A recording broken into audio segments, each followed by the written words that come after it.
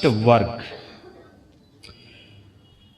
जैनम भन्ते छठमस्य उखे वौ नवरम सोलसम अध्ययन पनत्ता तंजहा मकाई किंकमे चेव मोगर पानी ये कासवे खेमय धिति धरे चेव केला से हरि चंदने वारत सुदंशन पुनभद्र सुमनभद्र सुपैठे मेहे अयमुत्ते ये अलख्ये अध्यय नानम तु सोलशय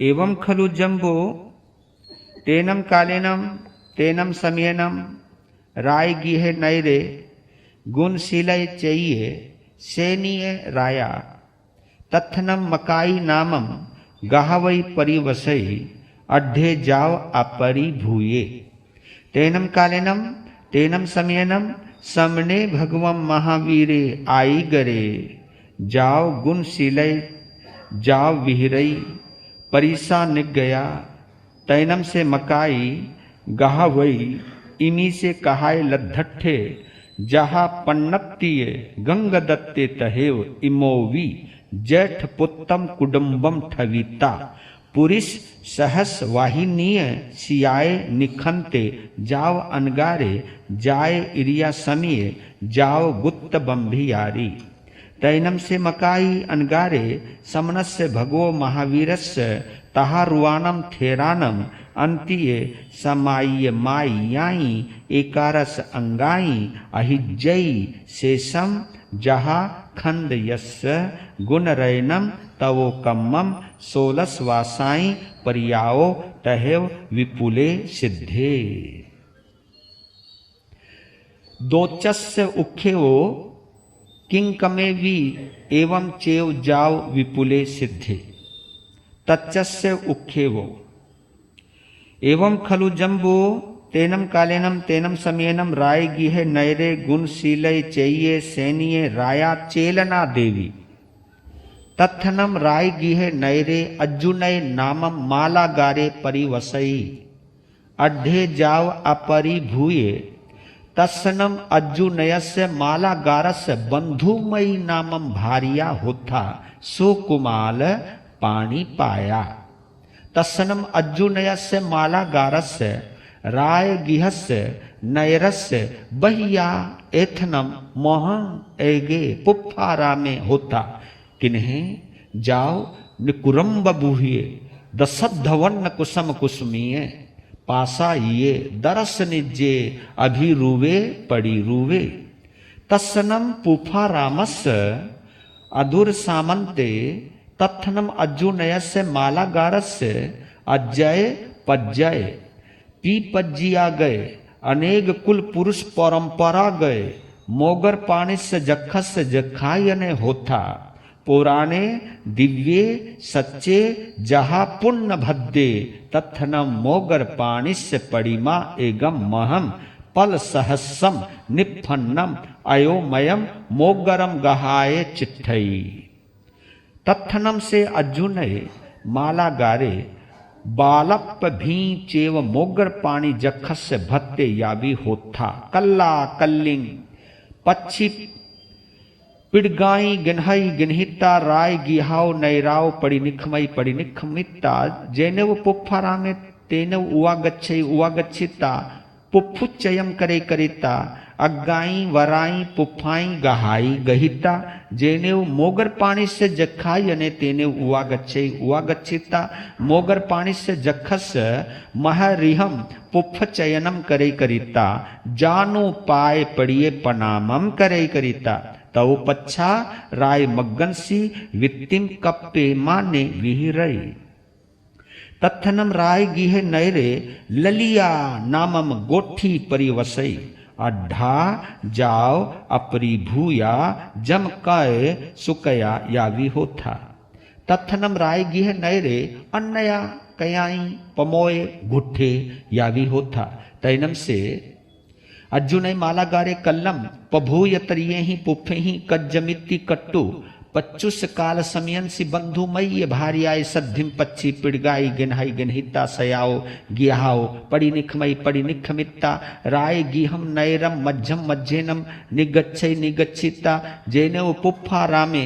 तेनेव उवागच्छिता बंधु मई भार्याय सद्धिम पुफ्फ चयम करे तैनम तीसे ललियाए गोठिये छे गोठीला पुरीसा जेनेव मोगर पानी से जखस जखा यने तेने उवा गया अभिरम माना चिट्ठंती तैनम से अर्जुन मालागारे बंधुमय भार्याय सद्धिम पुफ्फ चयम करे करिता अग्गाई वराई पुफ्फाई गहाय जेनेव मोगर पानी से जखा यने तेने उवा गच्छई तैनम ते छे गोठीला पुरीसा अर्जुनयम मालागारे बंधुमय्य भार्याय सद्धिम एजमानम पासे पासे था अन्नमन्नम एवं वयासी एस खलु देवानो पिया अर्जुनय मालागारे बंधुमय्य भार्याय सद्धिम इहम हव मागच्छई तम सेयम खलु देवानो पिया अहमम अर्जुनयम मालागारम अव ओडय बंधनयम करिता बंधुमय्य भार्याय सद्धिम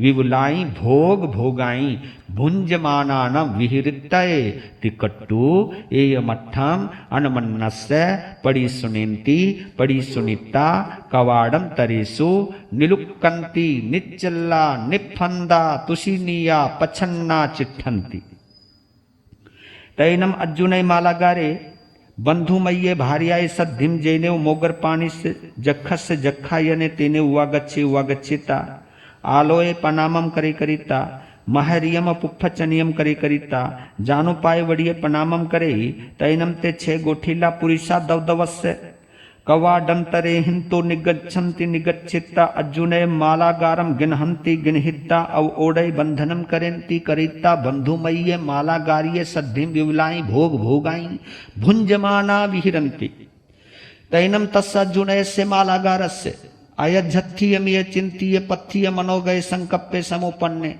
एवं खलु अहम बालप्प भीचेव मोगर पानिस्य भगवो कल्ला कल्लिम जाव वित्तिम कप्पे माना विहिरामी तम जई नम मोगर पानी जखे इहे सन्निहिय होंती से नम किम ममम एया रुवम आवई पाविज्यमानम पासंते तम नत्थि नम मोगर पानी जखे इहे सन्निहिय सुवत्तम तम एस कट्ठे तैनम से मोगर पानी जखे अर्जुनयस्य मालागारस्य अयमेया रुवम अजत्थियम जावविया नित्ता अर्जुनयस्य मालागारस्य शरीरयम अनुप विषय अनुप विसिता तड़तड़स बंधाई छिंदई तम पल सहस्र निपन्नम अयोमयम मोगरम गिनहई गिनहिता ते इत्थि सप्तमे छे पुरीसा घायई तैनम से अर्जुनय मालागारे मोगर पानी न जखेनम अन्ना इट्ठे समाने राय गिहस्य नैरस्य परिपेरन तेनम कल्ला कल्लिम छे इत्थि सप्तमे पुरी से पाठांतरे इत्थि सप्तमे छे पुरी से घाय माने विहिरे तैनम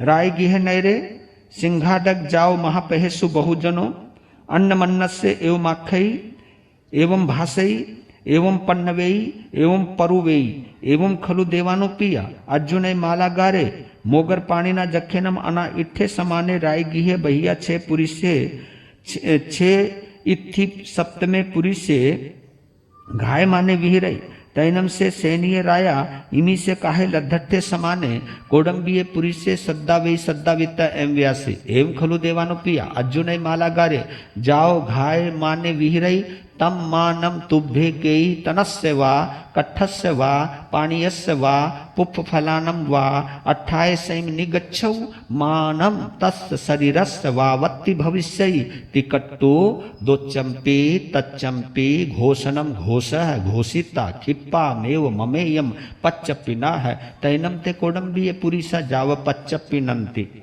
तत्थनम राय गिह नैरे सुदंसने नामम सेठी परिवसई अड्ढे जाव अप्रिभूये तैनम से सुदंसने समनो वासे यावी होथा अभी गए जीवा जीवे जाव विहिरई तेनम कालेनम तेनम समयेनम समने भगवान महावीरे समोसड़े जाव विहिरई तैनम राय गिहे नैरे सिंहाडक जाव महापहेसु बहुजनो अन्न मन्नस्य एव माइखई जाव किमंग पुण्य विवलस्य अट्ठस्य गहनयाये तैनम तस्य सुदंसनस्य बहुजनस्य अंतीय एयमठम सोचा निसम अयम अजत्थीय जाव समुपन्ने एवं खलु समने भगवम महावीरे जाव विहिरै तम गच्छामीनम समनम भगवम महावीरम वंदामि नमंसामि एवं संपेहि संपेहिता जेनेव अम्मा पियरो तेनेव उवा गच्छै उवा गच्छिता करियल परिगहीयम दशनम शीर्षावत्तम मत्थय अंजलि कट्टु एवं व्यासी एवं खलु अम्म याओ समने भगवम महावीरे जा विहिरै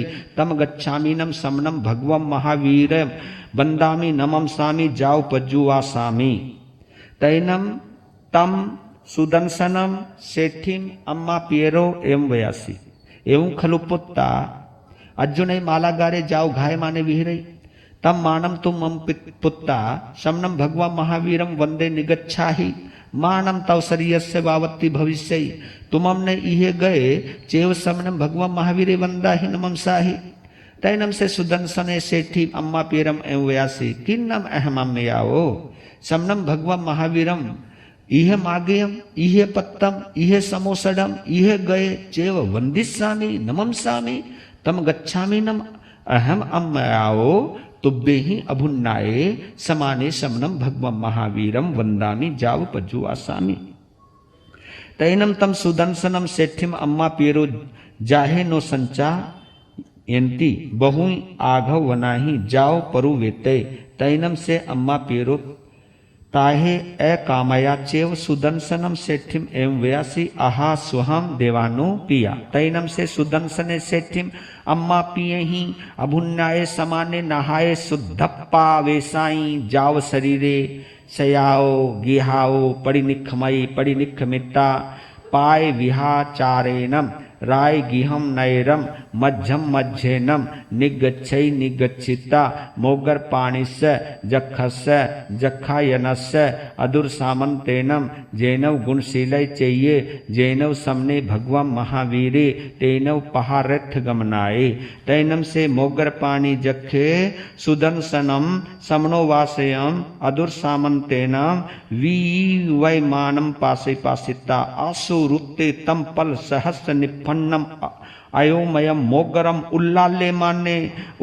माने जेने सुदंसने समणो वासे तेने पहारेथ गमनाए तैनम से सुदंसने समणो वासे मोगर पाणिम जखम एजमानम पासे पासिता अभीये अतथे अनोविज्ञे अखुभिये अचिलिये असंभंते वत्थम तेनम भूमिम पमज्जयी पमज्जिता करियल एवं बयासी नमोथुनम अरहंतानम भगवंतानम जाव संपत्तानम नमोथुनम समनस भगवो महावीरस्य जाव संपाव्यु कामस्य पुव्यम चैनम मय समनस्य भगवो महावीरस्य अंत्यये थूलय पानाय वाय पचखाय जावत जीवाय थूलय मुसावाय थूलय अदीना दानाय सदार संतोषे कय जावत जीवाय परि इच्छा परिमाण कय जावत जीवाय तम इयानिम पी नम तस्यव अंतिम सव्वम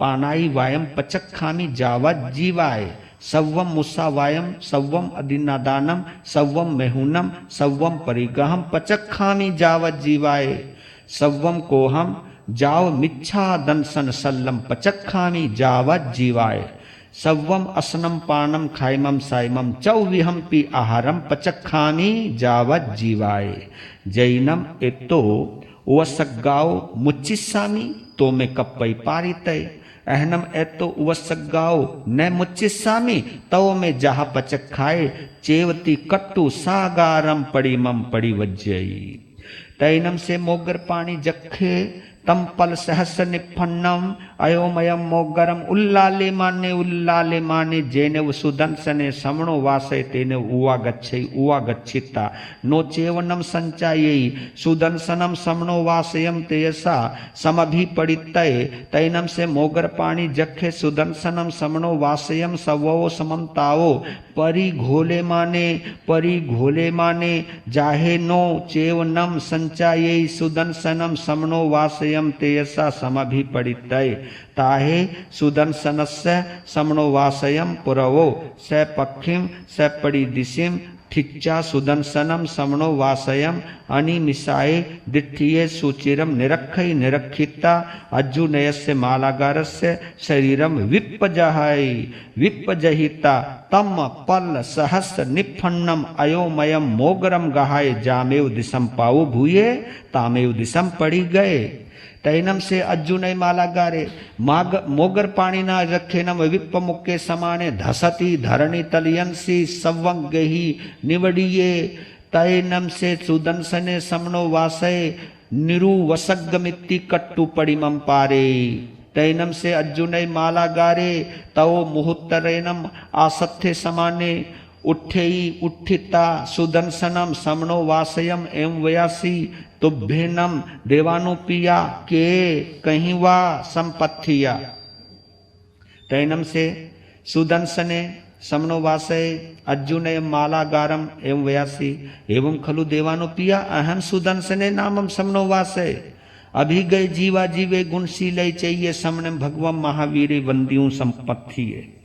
तैनम से अर्जुनय मालागारे सुदंसनम समनो वासे व्यासी तम इच्छामीनम देवानुपिया अहम अवि तुमय सद्धिम समनम भगवम महावीरम वंदितय जाओ पजुवासितय आहा सोहम देवानुपिया।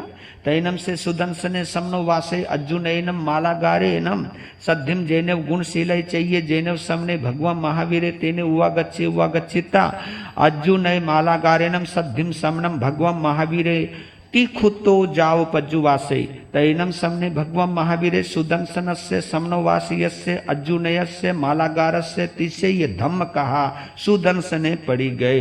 तैनम से अर्जुनय मालागारे समनस्य भगवो महावीरस्य अंत्य धम्मम सोचा निस्सम हठ तुठ एवं वयासी सदहामीनम भन्ते निगंथम पावयनम जाव अभुट्ठेमी आह स्वहम देवानुप्रिया। तैनम से अर्जुनय मालागारे उत्तर पुरिथ्य में दिशी भाय अवक्मय अवक्मिता सयमेव पंचमुठ्ठियम लोयम करे करिता जाव अनगारे जाए जाव विहिरई। तैनम से अर्जुनय अनगारे जम चेव दिवसम मुंडे जाव पवी तम चेव दिवसम भगवम महावीरम वंदे नमम से वंदिता नमम सिता इमम एया रुवम अभिगम उग्गिनहई कप्पई में जावत जीवाए छठम छठेनम अनिखितेनम तवो कम्मेनम अपानम भाव मानस्य विहिरितय तिकट्टु अयमेया रुवम अभिगहम उग्गिनहई उग्गनहिता जावत जीवाय जाव विहिरई। तैनम से अर्जुनय अनागारे छठ खमन पारण यंसी पढ़म पोरिशीय सज्जायन करई जहा गोयम सामी जाव अड़ई। तैनम ते अर्जुनयम अनगारम राय गिहे नैरम नैरे उच्च नीय जाव अडमानम बहवे इत्थियो ये पुरिसाय डहराय महलाय जुवानाय एवं वयासी इमीनम में पिया मारिये इमेनम में माया मारिया भाया मारिये भगनी मारिया भज्जा मारिया पुत्ते मारिये धुया मारिया सुनहा मारिया इमेनम में अन्य यरे शयन संबंधी परियने मारिये तिकट्टू अप्पे गैया अक्कोसंती अप्पे गैया हीलंती निंदंती खिशंती गरिहंती तज्जंती तालंती। तैनम से अर्जुनय अनगारे तेहिम बहु इत्थिया ही ये पुरुष ही ये डहरी ही ये महली ही ये जुआन ही ये आओ से जमाने ताव ताले जमाने ते सिम मनसावी अप उस समानम समम सहाय समम खमई समम तितिखई समम अहिया से समम सह माने खम माने तितिख माने अहिया समाने राय गिहे नैरे उच्च नीय मध्यमम कुलाई अड़माने जय भत्तम लभई नो पानम लभई तो पानम ना लभई जय पानम लभई तो भत्तम ना लभई। तैनम से अर्जुन अनगारे अधीने एविमने एकलुसे अनाइले अविसाई अपरितंत जोगी अड़ई अड़िता राय गिहाव नैराव पड़ी निखमिता जैनेव गुणशीलय चाहिए जैनेव समने भगवम महावीर जहा गोयम स्वामी जाओ पड़ी दंसिता समने नम भगवया महावीरम अभुन्नाय समाने आमुच्छिये बिलमिव पन्नग भूयनम अप्पानेनम तमाहारम आहारई। तैनम समने भगवम महावीरे अन्नया कयाई रियाई गिहाव नैराव पड़ी निखमिता बहिन जन वै विहारम विहरे। तैनम से अर्जुन अनगारे तेनम ओरालेनम व्यूलेनम पयतेनम पगहियेनम महानुभोगेनम महानुभागेनम तवो कम्मेनम अप्पानम भावे माने बहु पड़ी पुण्य छम्मा से सामन प्रियागम पाऊ नई अद्धमासियाए संलह नाये अप्पान येनम झुसेई तीसम भत्ताई अनसन अनसनाए छेदई छेदिता जसठाए की रई जाव सिद्धे। बोल भगवान महावीर स्वामी की।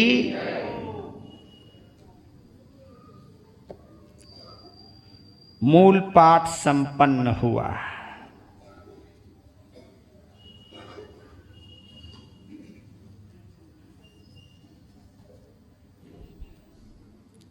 इसकी पूर्णाहुति पर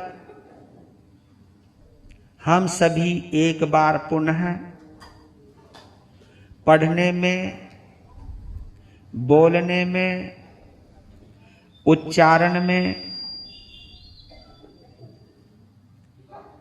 मन वचन काया के आधार पर आगम की किसी भी प्रकार से कोई असातना, कोई विराधना हुई हो, उसके लिए मिच्छामि दुक्कडम। आगमे तिबिहे पन्नते तंजाहा सुत्तागमे अथागमे तदुभयागमे।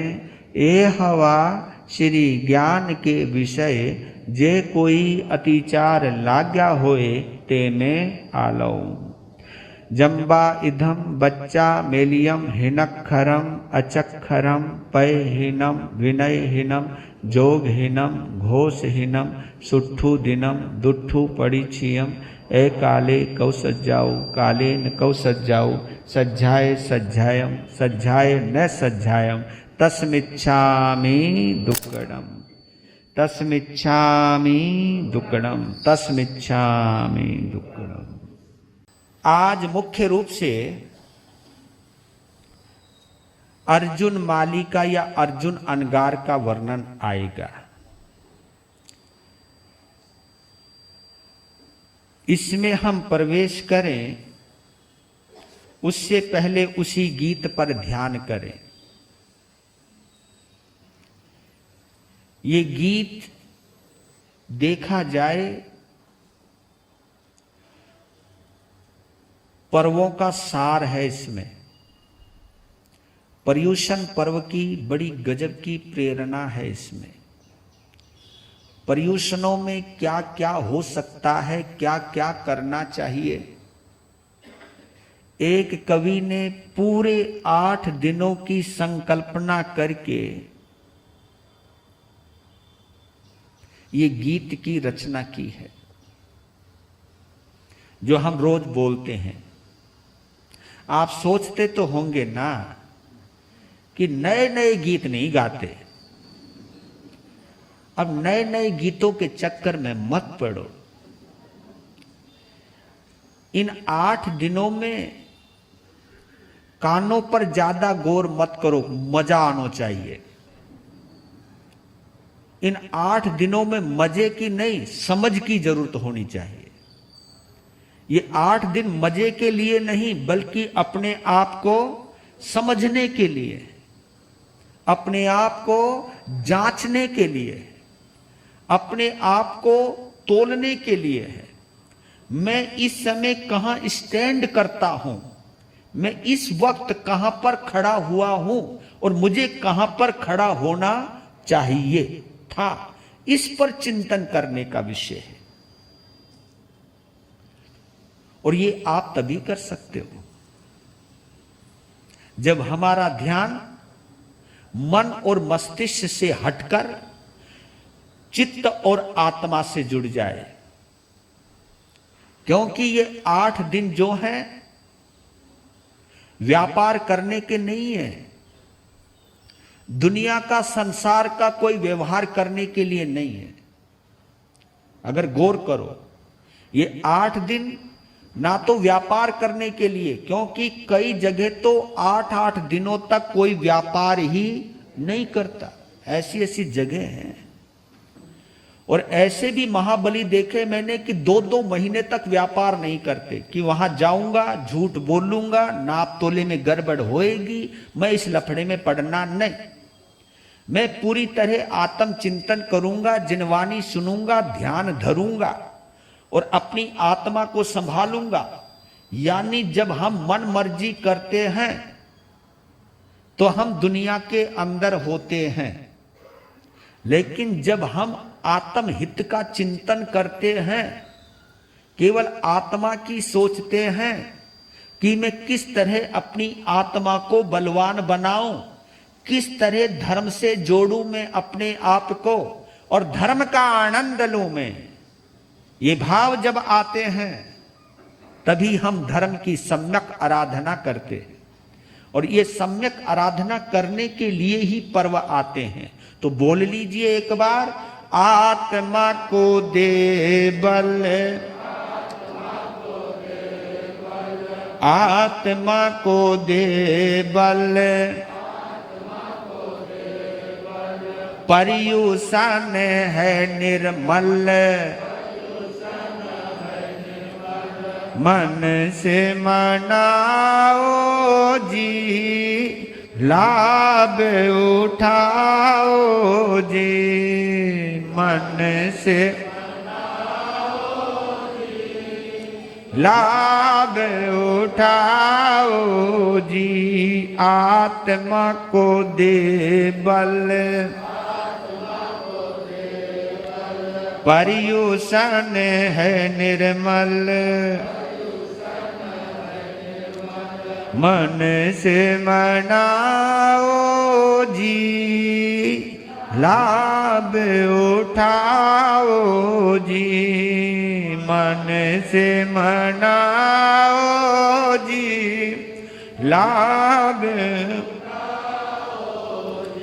प्रभु वाणी ध्यान से, प्रभु वाणी हो लगाव ज्ञान से, हो लगाव, मोह को मिटाओ जी, लाभ उठाओ जी, मोह को मिटाओ, लाभ उठाओ जी, आत्मा को दे बल, पर्युषण है निर्मल, मन से मनाओ जी, लाभ उठाओ जी, मन से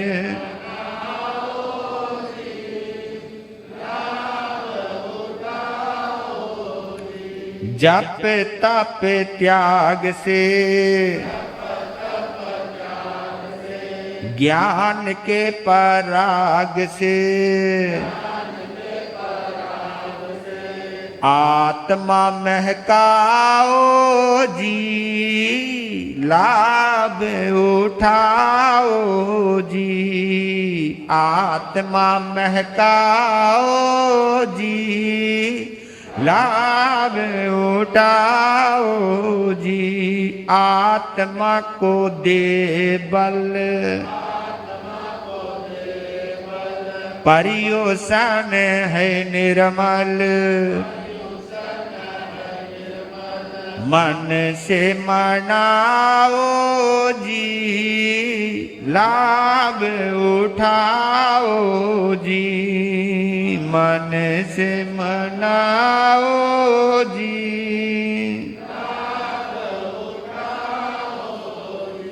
सो विचार हो हरे, सो विचार हो हरे, श्रद्धा जल से भरे, श्रद्धा जल से भरे, मेघ बरसाओ जी, लाभ उठाओ जी, मेघ बरसाओ जी, लाभ उठाओ जी, साधना का पथ ले, साधना का हौसले का रथ ले, हौसले का बढ़ते ही जाओ जी, लाभ उठाओ जी, बढ़ते ही जाओ जी,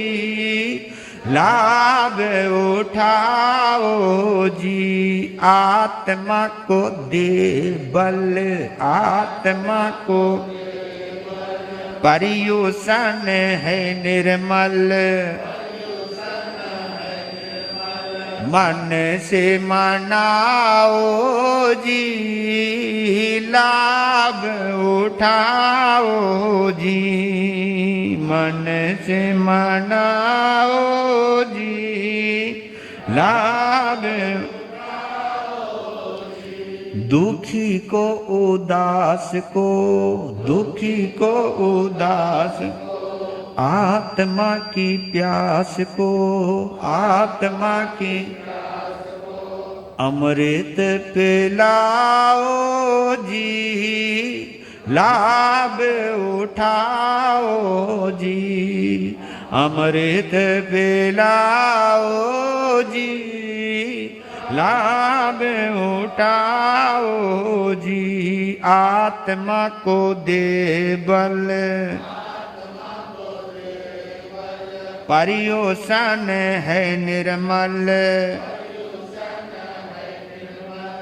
मन से मनाओ जी, लाभ उठाओ जी, मन से मनाओ जी, लाभ उठाओ जी। जो दिल से मनाएगा वही लाभ उठाएगा, वही इसका आनंद पाएगा।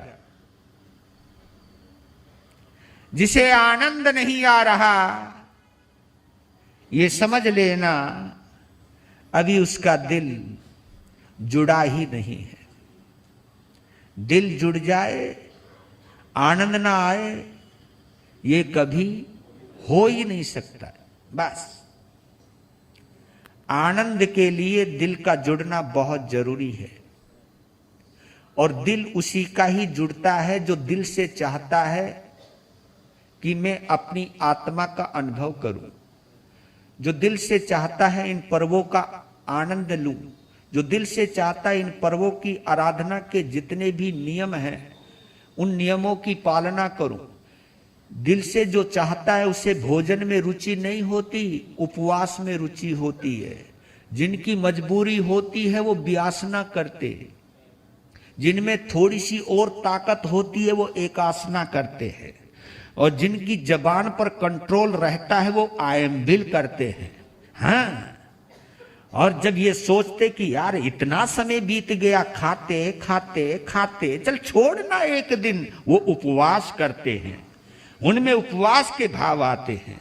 जो ये सोचता है अरे 8 दिन कर लूंगा मर कोई जाऊंगा, जब ये संकल्प उठता है तो वो 8 दिनों का उपवास करता है, वो साधना करता है। और मैं तो साफ कहता हूं, जैन परंपरा के ये 18 दिन, कितने दिन? 18 दिन जैन परंपरा के माने गए हैं। 8 दिन हमारे श्वेतांबर आमनाय के, उसमें मंदिर मार्गी भी आ गए, उसमें स्थानकवासी भी आ गए, और उसमें 13 पंथी भी आ गए। इन तीनों संप्रदाय के साथ एक शब्द बड़ा कॉमन है, वो है श्वेतांबर। वो है श्वेतांबर। श्वेतांबर मंदिर मार्गी, श्वेतांबर स्थानकवासी, श्वेतांबर 13 पंथी। श्वेतांबर कॉमन शब्द है, आगे बदलता रहा मामला, कहीं मंदिर मार्गी, कहीं स्थानक, कहीं 13 पंथी। ये श्वेतांबर है। और एक है दिगंबर, एक है दिगंबर, जो हमारी देखी जाए मूल परंपरा है, वो है हमारी मूल परंपरा। आप चाहे मानो या मत मानो, लेकिन हमारा मूल परंपरा दिगंबर है। जिन कल्पी और स्थिर कल्पी, ये 2 ही पद आपने पढ़े होंगे। स्थिर कल्पी और जिन कल्पी मुनि वो होते थे जो एकांत रूप से मौन रहते थे, मौन में ही रहते थे। फिर एक चक्कर ये उठने लगा कि जब कोई बोलेगा ही नहीं तो धर्म के बारे में बताएगा कौन, क्योंकि केवल ज्ञानी जो होते हैं, अरिहंत परमात्मा जो होते हैं, तीर्थंकर परमात्मा होते हैं। आपको गजब की एक बात बताता हूं, तीर्थंकर के समोसरण में चाहे कोई भी जाए, वहां जाने का एक ऐसा प्रभाव होता है, एक ऐसा अतिशय होता है, एक ऐसा चमत्कार होता है। उनके समोसरण में कोई भी चला जाए, जाते ही व्यक्ति को अपने 7 जन्म दिखाई देने लग जाते हैं, जाते ही। उन्हें कुछ सुनना नहीं पड़ता, जाते ही उनकी छत्र छाया में, उनकी वाइब्रेशन में, उनकी किरणों के बीच में, उनके परमाणुओं के बीच में, जैसे उनके परमाणु हमारे औदारिक शरीर को भी छूने लगते हैं, वो हृदय तक पहुंच जाते हैं, मस्तिष्क तक पहुंच जाते हैं, चेतना जागृत हो जाती है। केवल उनकी उपस्थिति का चमत्कार बतला रहा हूं मैं आपको। 7 जन्म दिखाई देने लग जाते हैं, 3 जन्म पिछले, 3 जन्म अगले और वर्तमान का जन्म। शुरू से लेकर जब तक वो उसकी उम्र है वहां तक सब कुछ क्लियर हो जाता है विजन। ये चमत्कार है तीर्थंकरों के समोसरण का। अभी उन्होंने सुना नहीं, सुनने से पहले ही यह ज्ञान उनके पास उपलब्ध हो जाता है। तो विचार यह हुआ कि जिन कल्पी मुनि कभी बोलते नहीं है, तो फिर एक चिंतन चला कि जिन कल्प के आधार पर कहीं जिन शासन खत्म ना हो जाए, क्योंकि जब कोई बोलेगा नहीं तो पता कैसे चलेगा। तो आपको पता है फिर स्थिर कल्प की स्थापना हुई। पहले जिन कल्प, जो बिल्कुल जिन कल्प कहते, जो जिन तो नहीं लेकिन जिन की तरह रहते हैं, उनको जिन कल्प कहते हैं। कल्प यानी की तरह। अब जैसे दिगंबर मुनि भगवान की तरह नग्न रहते हैं, उनको जिन कल्प कहते थे। जो वस्त्र उतार दे, हाथ में भोजन करे, जो भगवान अरिहंत जो तीर्थंकर होने वाला है उनकी जो नकल करे, उनका जो अनुकरण करे शारीरिक रूप से, उनको जिन कल्प कहा जाता। वो जिन नहीं है, वो जिन देव नहीं है, वो जिनेंद्र देव नहीं है, लेकिन उसी तरह चलना, उसी तरह मौन रहना। जिन कल्पी मुनि बोलता नहीं, और तीर्थंकर भी जब तक केवल ज्ञान प्राप्त नहीं होता तब तक वो भी बोलता ही नहीं है। तीर्थंकर कभी नहीं बोलता जब तक केवल ज्ञान नहीं होता। केवल ज्ञान होने के बाद ही समोसरण की रचना होती है, और उस समोसरण के अंदर ही साधु, साध्वी, श्रावक और श्राविका, इन 4 तीर्थों की स्थापना होती है। तब जाकर के वो तीर्थंकर बनते हैं। उनको तीर्थंकर का पद तब मिलता है जब तक 4 तीर्थ की स्थापना नहीं हो जाती, कोई अनुव्रत और कोई महाव्रत ग्रहण नहीं कर लेता, तब तक उनकी देशना खाली मानी जाती है। इसलिए भगवान महावीर के साथ एक संबंध और जुड़ा हुआ है कि भगवान को निर्वाण होने के बाद उनकी पहली देशना खाली गई थी। कोई वहां देवी देवता तो आए थे, पशु पक्षी भी आए थे, लेकिन कोई मनुष्य नहीं आया था। और मनुष्य नहीं आने की वजह से तीर्थ की स्थापना नहीं हो पाई, क्योंकि मनुष्य ही है जो श्रावक और श्राविका बन सकता है, मनुष्य ही है जो साधु और साध्वी बन सकता है। त्रियंच नहीं बन सकता, देवी देवता नहीं बन सकते, मनुष्य ही। तो भगवान की पहली देशना खाली गई। दूसरी देशना के अंदर सब चमत्कार हुआ। दूसरी देशना पावापुरी के अंदर हुई।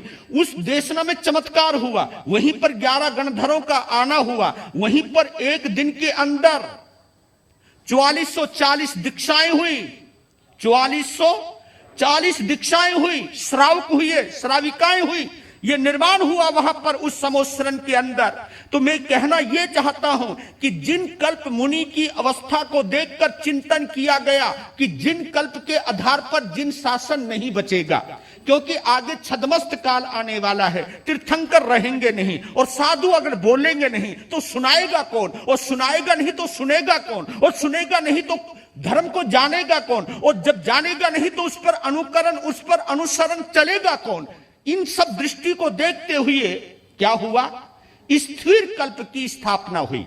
स्थिर कल्प में कौन आए? उसमें वस्त्र भी पहनना पड़ा। लेकिन आपको बतलाऊं, यह भी एक बड़ी गजब की परंपरा रही। स्थिर कल्प वाले मुनिराज कपड़ा तभी पहनते थे जब वो नगर में भिक्षा के लिए जाते थे, तभी पहनते थे। नहीं तो भिक्षा लेकर आना, अपने जंगल में आना और फिर वहीं पर जो एक कपड़ा सा था उसे उतार करके रख देना, रहना फिर निर्वस्त्र। ये पुरानी परंपरा बतला रहा हूं। वहां से हम कहां तक पहुंच गए हैं, वहां से हम यहां तक आ गए हैं। पहले संत आहार के लिए आता था तो समाज की व्यवस्था थी, तो कपड़े थोड़ा सा डाल करके आता था ताकि उसका नग्नत्व ढका रहे। बस इतने ही वस्त्र पहनना कि जिससे नग्नत्व ढका रहे। आना, बोलना नहीं, फिर भी बोलना नहीं। देखा आहार ये शुद्ध है, लिया, चले गए, किया, कपड़े उतारे, साधना में लग गए। बोलना तभी था जब केवल उपदेश देना हो। जैन संतों को बोलने की पहले इजाजत केवल तभी थी जब उन्हें केवल प्रवचन देना हो। वैसे नहीं, हाँ भाई तेरे बच्चे कैसे हैं भाई, क्या बात है, दुकान सब ठीक ठाक चल रही है, कोई तकलीफ तो नहीं है। संतों को इस तरह की बातें करने की कोई इजाजत थी ही नहीं। केवल प्रवचन बोलना बस, और कुछ नहीं। प्रवचन तक ही सीमित था संत। बाद में धर्म प्रभावना लोगों को घरों से लाने के लिए संतों को बोलना पड़ गया। और अब जैन संत इतना बोल रहा है, इतना बोल रहा है, यहां तक कि समाज के कार्यों में भी साधु सीधा हस्तक्षेप करने लग गया है। अपनी राजनीतियां खेलने लग गया है कि मैंने अपने बंदे को पद पर लाना है, मैंने इसको जिताना है, उसके लिए नुमाइंदगी करते हैं, उसके लिए प्रेरणा भी देते हैं। संत बहुत तक आगे चले गए हैं। ये काल का प्रभाव हो सकता है, लेकिन जितना इन्वॉल्व हो गया है संत, कहीं ना कहीं हमारी साधुता नीचे आई है। पर मैं उस बात में जाना इसलिए चाह रहा हूं ताकि आपके जीवन में एक भ्रांति खत्म हो जाए। क्योंकि पहला हमारा जिन कल्प है, दिगंबर मुनि है, उसके बाद स्थिर कल्प है। स्थिर कल्प इसलिए ताकि शासन की सुरक्षा हो, जिनवाणी सुनाई जाए, बोला जाए, जो भी जिज्ञासु हैं उनकी जिज्ञासा को शांत किया जाए। और जिज्ञासा को शांत करने के लिए बोलना जरूरी होता है, फिर कुछ रहना भी, कुछ समाज की नियमों की पालना करनी भी जरूरी होती है। इस तरह स्थिर कल्प का निर्माण हुआ। लीजिए, ले चलता हूं आपको अंतगढ़ सूत्र के अंदर। आर्य सुधर्मा स्वामी से विनम्र निवेदन करते हुए उनके सुशिष्य आर्य जंबू स्वामी कहने लगे कि भगवान महावीर ने अष्टम अंग, 8वें अंग, क्योंकि 11 अंग बतलाए, उपांग कभी भी, ये बाकी जितने उपांग हैं, 32 सूत्र है ना, जितने भी उपांग हैं ये भगवान की मौजूदगी में नहीं रहते। 11 ही अंग या 12 अंग भगवान तीर्थंकरों की मौजूदगी में रहते हैं। जो उपांग हैं यानी इनके जो छोटे अंग हैं ये है अंग, और इसके अलावा 12 उपांग हैं। उपांग यानी छोटे अंग। इनकी जो उपांगों की जो रचना की जाती है वो बाद में होती है, तीर्थंकरों के जाने के बाद होती है। उनकी मौजूदगी के अंदर इनका निर्माण नहीं होता है, उपांगों का निर्माण नहीं होता है, अंगों का निर्माण होता है। क्योंकि ये उनकी मूल वाणी है, जो उनके मुंह से निकली है, मूल वाणी है। उपांग कभी भगवान की मूल वाणी नहीं होती है। तो ये 8वां अंग है। 7वां अंग श्रावक का, उपासक दशांग, और 8वां अंग अंतगढ़ का, साधुओं का जीवन है जिसमें, और उन 90 साधुओं का वर्णन है जिन्होंने अंतिम श्वासोश्वास में केवल ज्ञान और निर्वाण साथ में जोड़ना है। इधर केवल ज्ञान हुआ और उधर तुरंत ही निर्वाण हुआ। कोई उनका केवली पर्याय नहीं है। यहां पर केवली पर्याय एक दिन की भी नहीं है। तुरंत केवल ज्ञान और तुरंत ही निर्वाण, अंतिम श्वासोश्वास। अंत समय में जिनको केवल ज्ञान और निर्वाण हो उसका नाम है अंतगढ़ सूत्र। यह बात क्लियर होगी आपके जीवन में। तो कहने लगे कि 8वें अंग अंतगढ़ सूत्र के पंचम वर्ग में आपके मुखारविंद से सुन लिया, परम तृप्ति का अनुभव कर रहा हूं। अब 6ठे वर्ग में क्या भाव फरमाए सो फरमाने की कृपा करें। तब अपने शिष्य की जिज्ञासा को शांत करते हुए कहने लगे कि जंबू, मोक्ष को प्राप्त भगवान महावीर ने 6ठे वर्ग में ये भाव फरमाए हैं। 6ठे वर्ग में 16 अध्ययन हैं, 16। उनके नाम इस प्रकार हैं: मकाई, किंकम, मुदगर पानी। यहां पर अर्जुन माली का नाम नहीं है, नाम किसका है?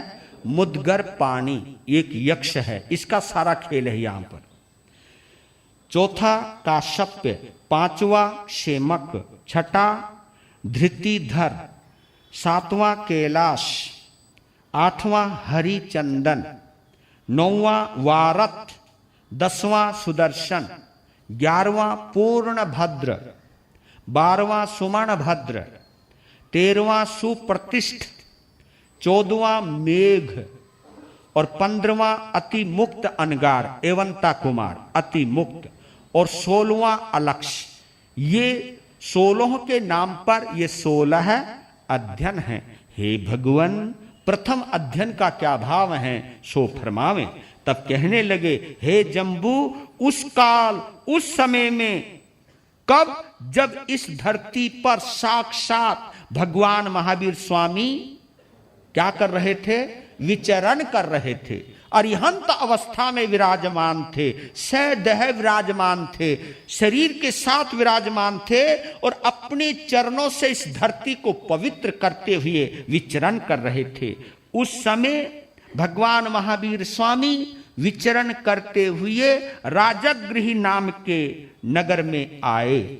और देखिए, आपने सुना होगा ये राजगृह नगरी कितनी पवित्र रही होगी कि भगवान महावीर ने यहां पर एक नहीं, दो नहीं, कितने 14 चतुर्मास किए। 14 चतुर्मास, क्या गजब की मिट्टी रही होगी।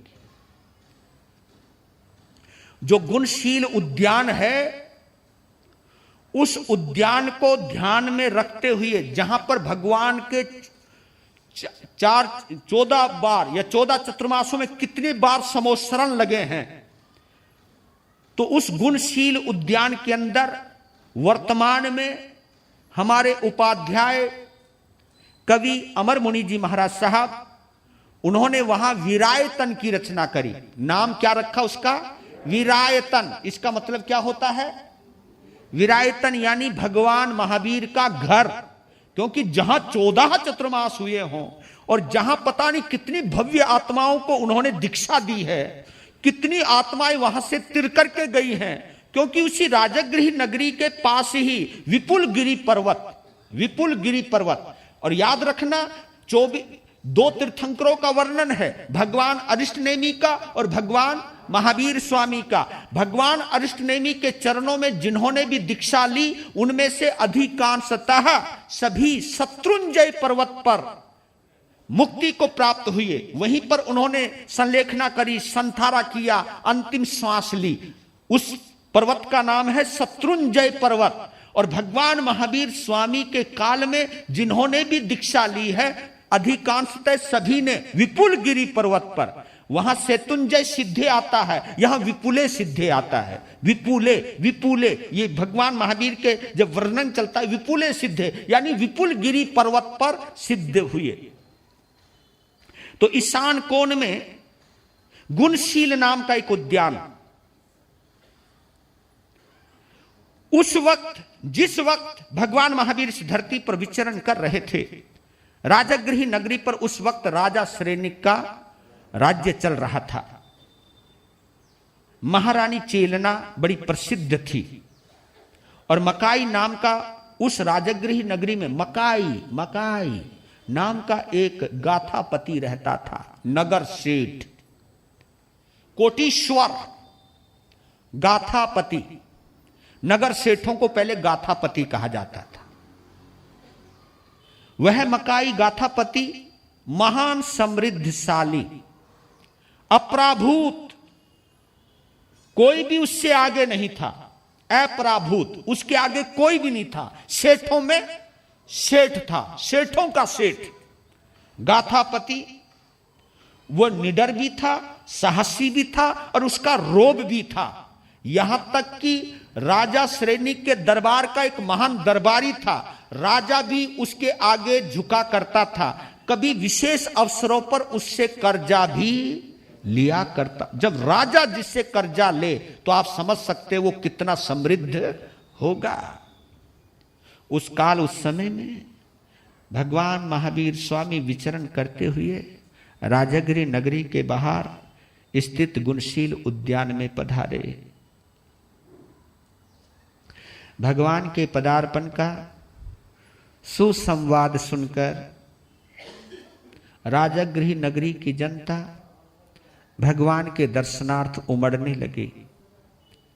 और इस बार तो पता नहीं क्या हुआ, मकाई नामक गाथापति ने सोचा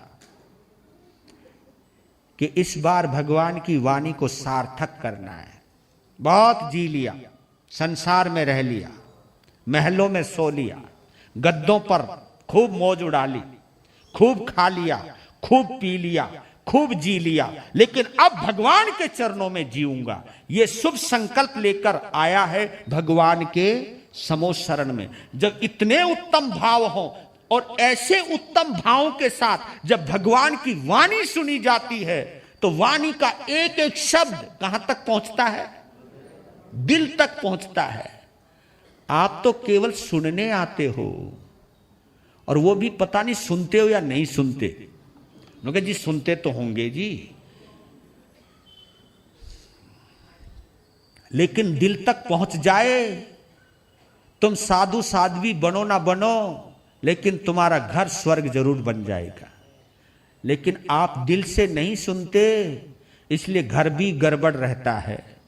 और कभी आपने सोचा, जिस घर में इतनी कलह रहती है, ताना कसी रहती है, उस घर से मैं संतों को आहार पानी किस भाव से बह रहा हूं?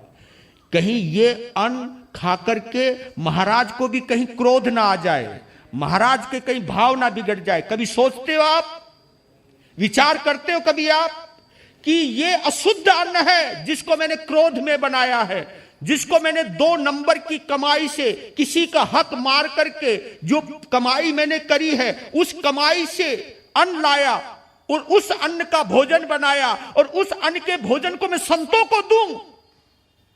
कहीं मेरे अन्न की वजह से मेरे संतों का मन कहीं डावाडोल ना हो जाए। कभी सोचा आपने? जिस घर के अंदर इतना भेदभाव होता है, मैं ऐसे संभावी संतों को आहार पानी दूं? यह सोची अगर होती आपने तो सच कहता हूं आपकी रसोई बड़ी पवित्र रही होती। क्योंकि तुम ये सोचते कि संतों में प्रेम तभी बढ़ेगा जब हम प्रेम से रहें। वाह, ये साधु मालूम है इतने क्यों झगड़ने लग गए? ये कहीं ना कहीं तुम्हारे अन्न का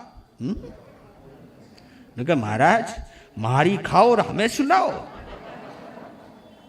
मारे बलबूते पर पल रहे हो आप और हमें ताना मार। मैं ताना नहीं मार रहा हूं, मैं ये कह रहा हूं कि तुम्हारे अन्न का भोजन, तुम्हारे भोजन का प्रेम किसी भी संत की पवित्रता को बना सकता है।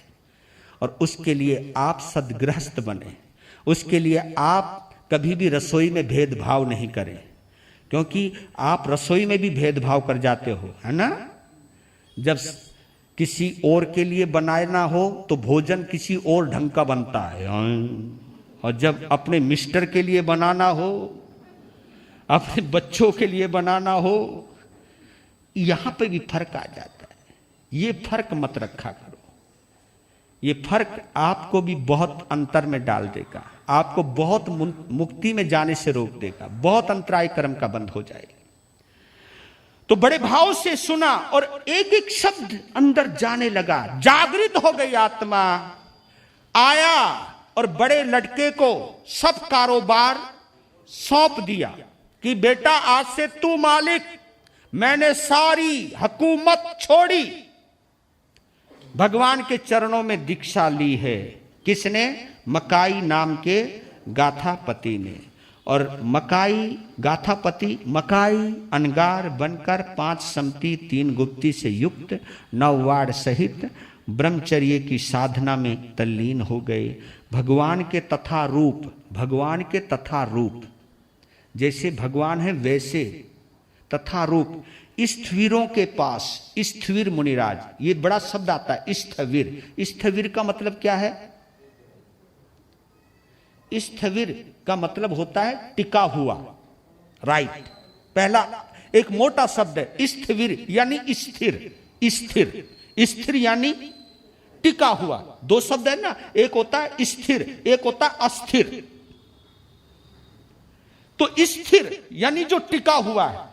हमारे यहां 3 प्रकार के स्थिर बतलाए हैं, 3 प्रकार के। एक होता है वय स्थिर, उम्र से, जिसकी 60 साल की उम्र हो जाए उसको वय स्थिर कहा है, राइट। क्योंकि 60 साल में वो बहुत सारे तूफान देख चुका होता है, सब कुछ हाथ पांव मार के देख चुका होता है। और 60 साल की उम्र में आदमी समझ जाता है अब टिक जा, टिक जा, ये ज्यादा फड़फड़ा मत, टिक, अब समय खत्म तेरा। हाँ, ऐसा तुम नहीं सोचते। सरकार ने भी 60 साल की उम्र में रिटायरमेंट की उम्र घोषित कर रखी है, उनका टिक जा अब तो। और हमारी पंजाबी में एक कहावत आती है, 51 शब्द को मालूम है क्या कहते हैं? 51 शब्द को पंजाबी में गिनती के अंदर क्या बोलते हैं मालूम है? 51। पंजाबी में 51 को क्या बोलते हैं? 51। 51 का मतलब क्या है जानते हो? कि अब तू एक का बन जा, अब तू एक का बन जा, बस छोड़ना लफड़ा खत्म कर। अब तू भगवान का बन जा, अब तू निराकार का बन जा, अब तू अकाल पुरख का बन जा, एक बन जा, अब एक का बन जा। और जब तक तू एक का नहीं बनेगा, परमात्मा का नहीं बनेगा, तब तक तू अपनी आत्मा का कल्याण नहीं कर पाएगा।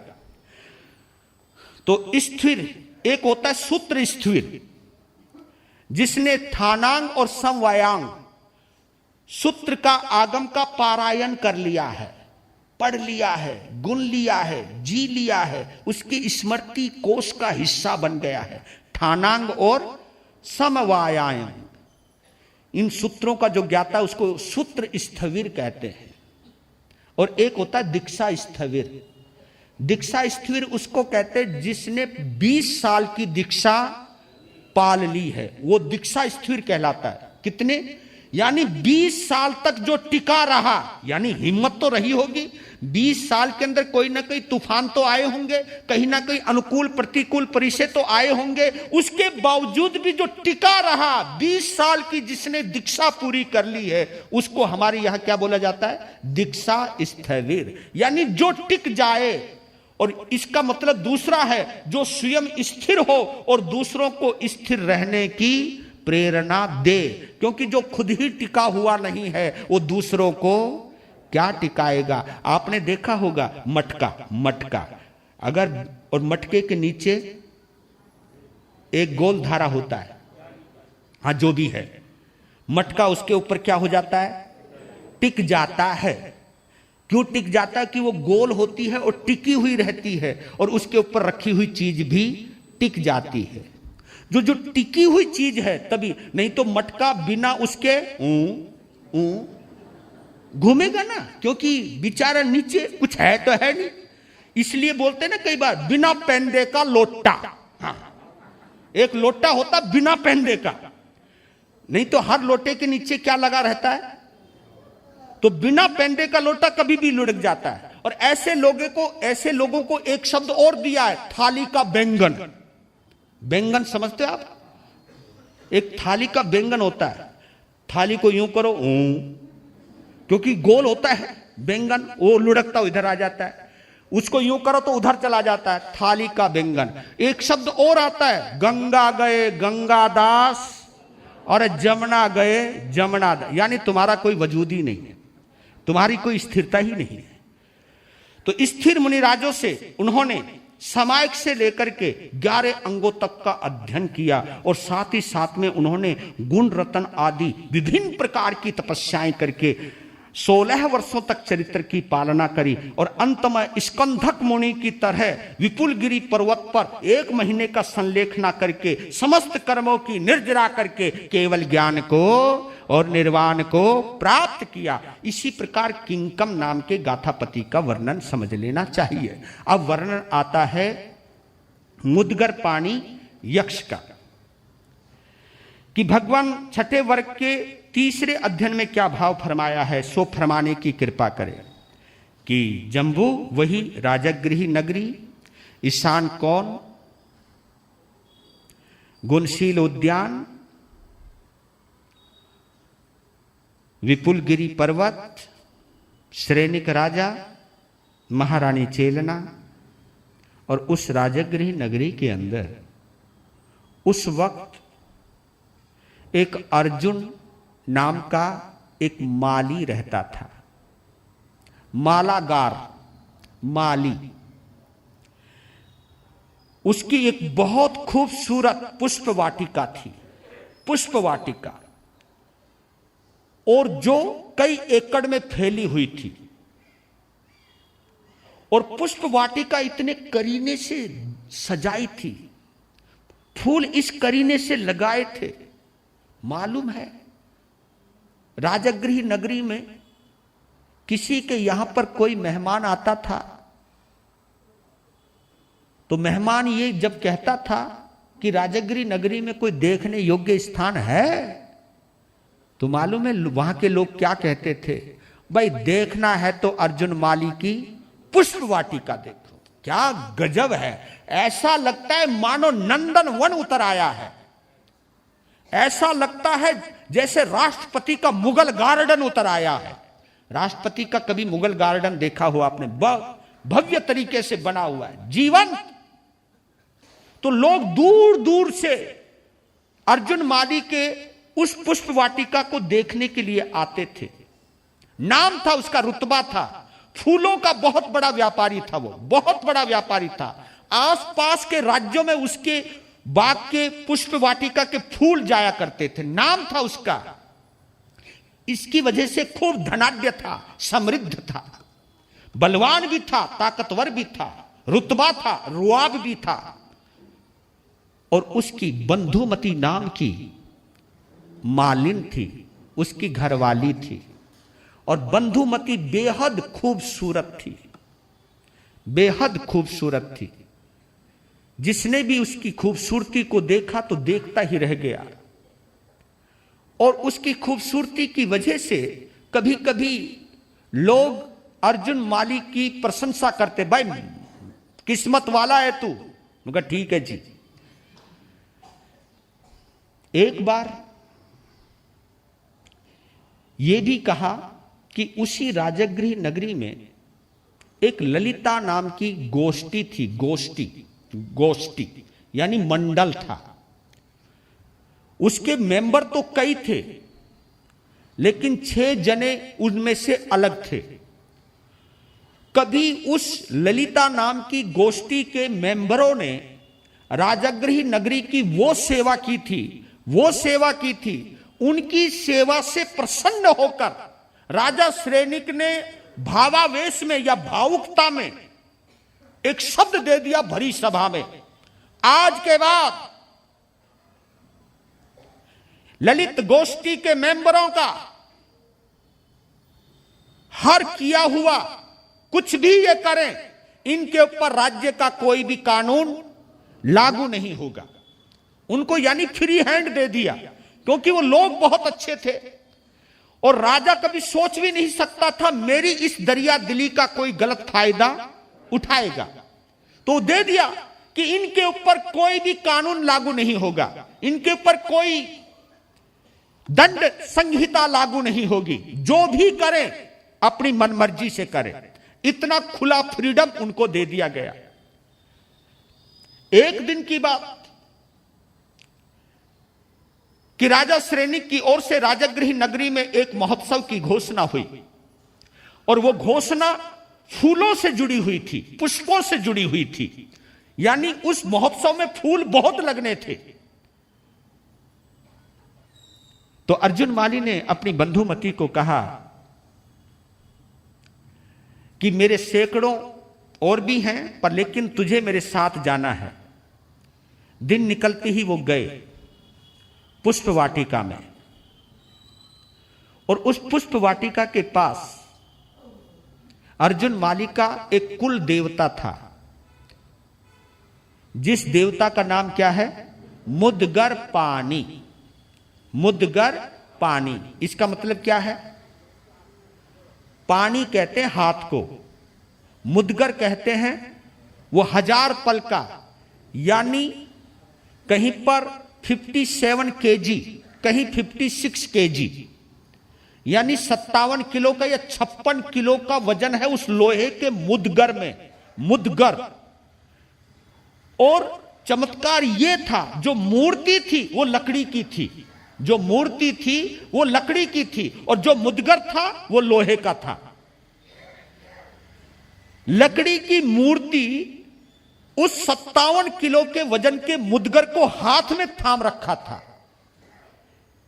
लोहे के आगे लकड़ी तो कमजोर होती होगी ना, और लकड़ी की एक छोटी सी मूर्ति, और उस मूर्ति में 57 किलो वजन का मुदगर।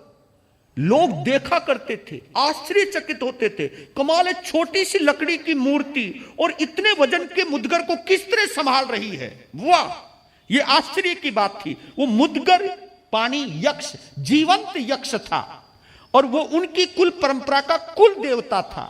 अर्जुन माली उस मुदगर पानी यक्ष के अलावा किसी को भी मानता ही नहीं था। वही उसका भगवान था, वही उसका बाप था, वही उसका दादा था, वही उसका मालिक था, वही उसकी जीवन की नैया का खिवैया था, सब कुछ वही था उसका।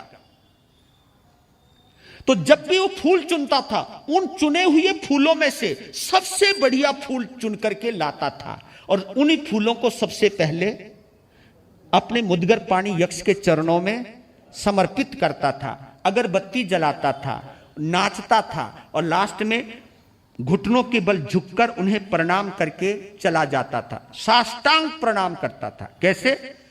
लेट करके साष्टांग प्रणाम करता था, और उस यक्ष की चमकती हुई आंखें बड़ी प्रभावी थी। उन आंखों को देखता था और कहता था, देख मैं आ गया। और ये फूल समर्पित किए, उससे बातें किया करता था। वो अपनी सब सुख दुख की उसे बतलाया करता था। घर में कुछ भी हो जाता था उसको बोलता था, और उसके बाद सब कुछ उसके साथ सही हो जाता था। इतना मानता था वो उसका, उसकी श्रद्धा थी। तो उस दिन एक दुर्घटना घटित हुई। उधर महोत्सव हुआ, इधर फूल चुनने के लिए गया, वो भी अपनी पत्नी के साथ। उस संयोग से उस पुष्प वाटिका में घूमने के लिए ललिता गोष्ठी के 6 सदस्य वहां घूमने के लिए आए। जिस वक्त फूल चुनकर आगे आगे अर्जुन माली फूलों का टोकरा लेकर के सिर पर रख करके, और उसके पीछे उसकी बंधुमती पत्नी सिर पर एक छोटी सी टोकरी चुनिंदा फूलों को लेकर के, जो उन्हें समर्पित करने थे यक्ष के सामने, वो लेकर के आ रहे थे। तो जैसे उन 6 ने बंधुमती के रूप को देखा, वो तो पागल हो गए। हो, एक दूसरे को हाथ मारा, अरे देखना। हाँ? देखा अर्जुन माली बलवान है। एक ने कहा उसकी तरफ देख, छोड़ेगा नहीं। अरे छोड़ना, क्या इरादा है? इरादा तो ऐसा ही है। तो चलो, ये मंदिर में पहुंचे उससे पहले हम पहुंच जाते हैं। तो मंदिर के बड़े बड़े दरवाजे थे, दरवाजे बड़े बड़े। तो 3 इस तरफ छुप गए, 3 इस तरफ छुप गए। योजना बना ली कि प्रणाम जब करेगा, साष्टांग प्रणाम जब करेगा, तो हम 6 के 6 उसके ऊपर लपक जाएंगे, और उसकी गर्दन को एक रस्सी में बांधकर और पीछे से हाथ से बांधकर उसकी मुश्कें बांध देंगे। बस योजना बन गई। मंदिर के अंदर पाप करने की तैयारी हो गई है। मंदिर में किसी की इज्जत को तार तार करने की योजना बना दी गई है। और बड़ी मस्ती में आया है अपनी पत्नी के साथ। मुद्गर पाणी यक्ष को देखते ही वाह वाह, हे प्रभु, हे मेरे अन्नदाता, हे मेरे भाग्य विधाता, तेरी जय हो, विजय हो, ऐसे कहते हुए उन्होंने पुष्प चढ़ाए। दोनों पति पत्नी ने अपने मुद्गर पाणी यक्ष की प्रतिभा को निहारा, उनके उपकारों का स्मरण किया, स्मरण करते गदगद हुए। फिर दोनों ही पति पत्नी साष्टांग प्रणाम करने के लिए लेट गए।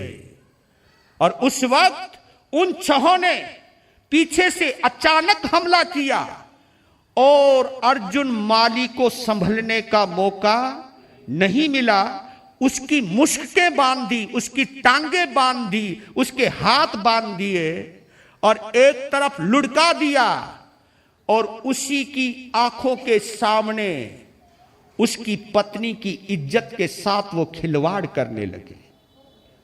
ये दृश्य जब देखा तो हिल गया, सोचने लगा, क्योंकि आज उसकी आंखों के सामने वो हो रहा है जो वो सोच भी नहीं सकता। किसी तरह अपने आप को मरोड़ता हुआ मूर्त, क्योंकि जब भी वो दुखी होता था तो उनकी आंखों में आंख डालकर बात करता था। वो उधर कुकृत्य चल रहा है, उधर आंखों में आंख डाल करके बात करने लगा कि तुझको मेरे पिता ने, मेरे पिता के पिता ने, दादा परदादाओं ने, हमने ये सुना है हजारों साल से हमारे परिवार में तेरी पूजा होती है। मेरे बाप ने मेरे कानों में एक ही शब्द डाला है कि तू मेरे पर अविश्वास कर लेना, लेकिन कभी मुद्गर पाणी यक्ष पर अविश्वास मत करना। यह हमारा दाता है, अन्नदाता है, जीवन दाता है। और आज तेरे ही घर के अंदर मेरी इज्जत के साथ क्या हो रहा है? मैंने तुझे भगवान की तरह माना और आज ये क्या हो रहा है तेरे दरबार के अंदर? मैंने तो सोचा था कि तू जिंदा है, लेकिन अगर तू जिंदा होता तो आज ये नहीं होता जो मेरी आंखों के सामने हो रहा है। उस पीड़ा को मुद्गर पाणी यक्ष ने अपने ज्ञान में देखा। पीड़ा व्यर्थ नहीं गई, एकदम मुद्गर पाणी यक्ष मूर्ति से निकलकर अर्जुन माली के शरीर में घुस गया। जैसे ही शरीर में घुसा, वो मोटे मोटे रस्से ऐसे टूट गए जैसे कच्चे धागे टूटते, तड़तड़ा करके। जैसे वो धागे, जैसे वो रस्से टूटे, वो भागे, वो छेव के चो भाग भाग, कुछ हो गया इसको। अंदर से आवाज आई, कहां भागोगे तुम? मुद्गर निकाल लिया, बाहर आए, वो छहों भाग रहे हैं, भाग भाग। मुद्गर घुमाया घुमाया और एक ही झटके में उन छहों को धराशाही कर दिया। खोपड़ियां फूट गई, सिर बिखर गए, खूनम खून हो गए। और उसी वक्त बंधुमती की भी हत्या कर दी। यहां एक सवाल यह पैदा हुआ कि कसूर उन छहों का था, अपनी पत्नी को क्यों मारा? ये दो बातें हो सकती हैं कि बंधुमती उन छहों की प्रतिष्ठा को जानती थी, शायद उसने ज्यादा विरोध नहीं किया हो, अपने आप को सरेंडर कर दिया हो। एक पहला लॉजिक यहां यह आता है। दूसरा लॉजिक यह आता है कि इस वक्त अर्जुन माली अपने आपे में नहीं है, वो पूरी तरह किसके कब्जे में है?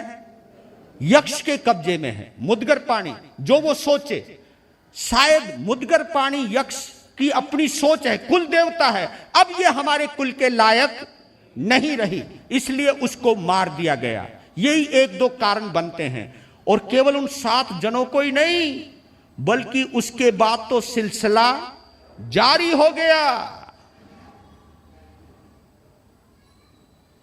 रोज 6 पुरुष 1 स्त्री यानी 7 जनों की हत्या प्रतिदिन वहां पर होने लगी और यह सिलसिला कब तक चला? 6 महीने तक चला रे, जिसके अंदर 978 यानी 978 पुरुष और 163 स्त्रियां, यानी 5 महीने कुछ दिनों तक यह हत्या का सिलसिला जारी रहा। और यह खबर मिली राजगृह नगरी में। यह जब हो हल्ला मच गया तो राजगृह नगरी के राजा श्रेनिक ने बुलाया, मंत्री परिषद की एक इमरजेंसी मीटिंग बुलाई और एक निश्चित किया कि राजगृह नगरी के चारों तरफ के दरवाजे बंद कर दिए जाएं, कोई भी अंदर का आदमी बाहर ना जाए। कहा कि किसी को बाहर नहीं जाना, ना पानी के लिए, ना अनाज के लिए, ना किसी चीज के लिए, क्योंकि इस समय अर्जुनमाली देवाधिष्ट है, यक्षाविष्ट है, इसलिए जिंदगी को खतरे में नहीं डालना, बाहर वाला कोई अंदर आने नहीं देना। ये चीज नियम बन गई वहां पर। और देखिए ऐसे ही वक्त पर देवदुंद भी बजी। गुणशील उद्यान में भगवान महावीर का आगमन हुआ, घोषणा हुई। गुणशील उद्यान में तारन तिरन जहाज भगवान महावीर पधारे हैं। सब लोग अपने अपने छतों पर चढ़ गए। गुणशील उद्यान बहुत दूर है। अर्जुन माली की पुष्प वाटिका नजदीक और एक ऊंचे से टीले पर अर्जुन माली, जिसके बाल बढ़ चुके हैं, दाढ़ी बढ़ चुकी है, धूल झंकार पूरा लग चुका है, कपड़े फटे हुए हैं, बुरा हाल है वहां पर। और उस चबूतरे, उस टीले के ऊपर जो वो बैठा हुआ नजर आता था, लोगों के रोंगटे खड़े हो जाते थे। अब सोचने लगे क्या करें, क्या करें, भगवान के पास कैसे जाएं, कैसे जाएं। अब लोगों ने अपना मन समझाया कि भगवान हमारे बीच में, भगवान के बीच में एक जना है। कौन? अर्जुन माली। हम जाएंगे तो भगवान के पास, हाँ, और नहीं पहुंचे तो, बीच में मर गए तो। अरे सुना है भाई, भगवान महावीर सर्वज्ञ हैं, हमारे भगवान तो सर्वज्ञ हैं, हम यहीं से उनको वंदना कर लेते हैं, क्योंकि वो तो सर्वज्ञ हैं, उनसे तो कुछ भी छुपा हुआ। क्योंकि लोग गलियां निकाल लेते हैं अपने मतलब का। उन लोगों के अंदर एक महावीर भी था, जिसका नाम सेठ सुदर्शन था। ये वो सुदर्शन नहीं जिसने सूली का सिंहासन बनाया, ये वो सुदर्शन है जो अर्जुन माली से जुड़ा हुआ वर्णन आ रहा है। भगवान के आगमन की सूचना मिली तो अपने माता पिता के पास गया, कहा कि मैं भगवान के दर्शन करना चाहता हूं, मैं उनके चरणों में जाना चाहता हूं। मां ने, बाप ने कहा नहीं बेटा नहीं, क्योंकि भगवान से पहले वो मिलेगा, भगवान नहीं मिलेगा, पहले शैतान मिलेगा, उससे बचेगा तब जाएगा ना आगे। ना बेटा ना ना। और मां बाप तो चाहेंगे भी नहीं, कोई चाहेगा भी नहीं। कहा कि नहीं बेटा नहीं। कहा कि मां मरना होगा तो मैं यहां पर भी तो मर सकता हूं, भगवान के पास जाते हुए मरा तो अच्छी बात होगी। धीरज धर्म मित्र अरु नारी, आपत्त काल परखिए चारी। ये गोस्वामी तुलसीदास की एक चौपाई है।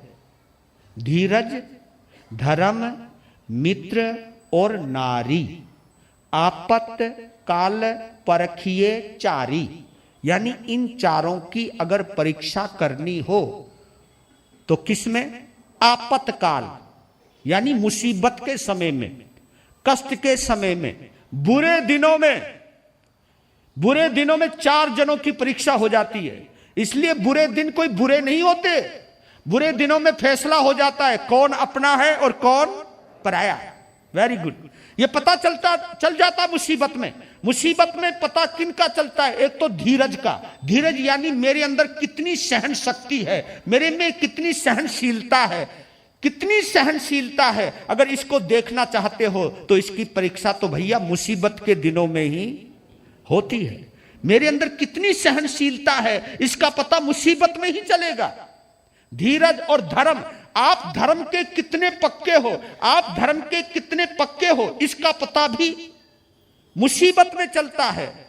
आपका कौन मित्र है, कौन शत्रु है, कौन दोस्त है, कौन दुश्मन है, इसका पता भी, कौन सगा मित्र है, यह मुसीबत में पता चलता है। और अपनी औरत का भी पता कब चलता है? जब मुसीबत आती है। मुसीबत के वक्त जब औरत अपने पति के साथ खड़ी रहती है, वो पत्नी बड़ी सौभाग्यशाली नहीं, बड़ी हिम्मत वाली होती है। वही सच्ची धर्म पत्नी होती है जो मुसीबत में अपने पति का साथ और हाथ नहीं छोड़ती है। बहुत भाग्यवान होंगे वो लोग जो मुसीबत में पत्नी की वफादारी मिला करती है। और ऐसी वफादारी आपके अंदर इन चारों चीजों का सुंदर, आपका धीरज मजबूत हो, आपका धर्म पक्का हो, आपके मित्र सच्चे हो, आपकी औरत अच्छी हो, ये हम आपको शुभकामना देते हैं। और यही आपके लिए भी इधर बोलता हूं, क्योंकि कईयों ने कहा जी औरतों के ऊपर बड़ा कमेंट्स पास करते हो, कभी मर्दों पे भी कर लिया करो। पर लेकिन बात तो वही है, पर लेकिन ठीक है जो तुम्हारे लिए बोला गया है। तो उस वक्त कहा पिताजी घर में गंगा आए और मैं यहां बैठूं, मेरा दिल नहीं मान रहा, इजाजत दे दो, मैं तुम्हारी इजाजत के बिना जा नहीं सकता। पर लेकिन भगवान के आने की खबर सुन के मैं घर में बैठा हुआ रह नहीं सकता, करूं तो करूं क्या, उनको देखे बिना रह नहीं सकता और आपकी आज्ञा के बिना जा नहीं सकता। आप मुझे समझो, मैं भगवान के पास जाना चाहता हूं, उस भगवान के पास जिन्होंने मुझे 12 व्रत दिए, उन भगवान के पास जिनकी मैंने देशना सुनी है, उन भगवान के पास जिनको देख करके मेरा रोम रोम पुलकित हुआ है।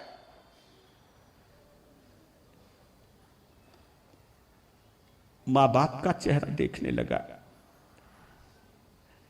बच्चे की भक्ति देखी, दोनों पति पत्नी ने एक दूसरे को देखा,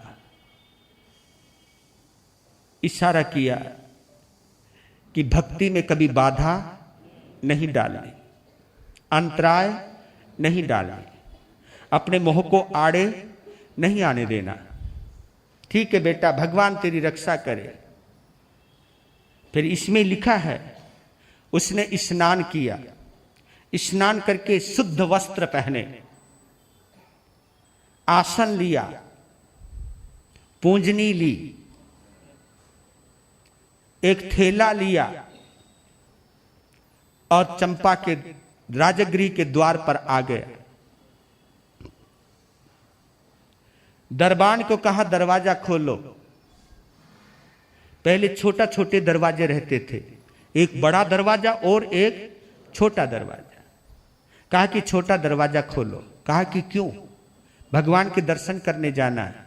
अर्जुन माली है, रहने दो, मान जा, नहीं मानता मर ले, जा, मानता नहीं तो जा। दरवाजा खोला और चल दिया। दरबार ने जाते कहा वापिस आएगा या नहीं, देखेंगे, रहेंगे तो आएंगे, नहीं तो हम जाएंगे। उसके चेहरे पर कोई डर नहीं, हाँ, कोई भय नहीं। सच बताओ, तुम होते तो क्या होता? चल दिया। एक टीले पर बैठा हुआ है अर्जुन माली, बड़े बड़े बाल, होठ लटके हुए, कपड़े अस्त व्यस्त, काली काली आंखें चमक रही और उसके श्वास की आवाज जोर जोर से। और राजगृह नगरी के लोग अपनी छतों पर खड़े हो गए, सुदर्शन को जाते हुए देखने लगे। और सोचने लगे ये तो गयो, ये तो गयो। आवाज लगाई सुदर्शन, पीछे मुड़ के देखा, कहा भाई, मतलब इतना उल्लास, इतनी निडरता। जैसे ही वो आगे बढ़ा, टीले पर बैठा हुआ है अर्जुन माली, सांस बढ़ने लगी, आ गया। मुदगर हिलने लगा, उधर लोगों की धड़कनें भी हिलने लगी। गयो, वो उठने लगा। सुदर्शन ने देख लिया कि वो मेरी तरफ आ रहा है, उठ लिया है वो। ओहो जय हो। उस वक्त कुछ नहीं सूझा, पूंजनी ली, जमीन को साफ किया, आसन बिछाया, उधर ही जा रहा था जिधर भगवान थे, भगवान को याद किया।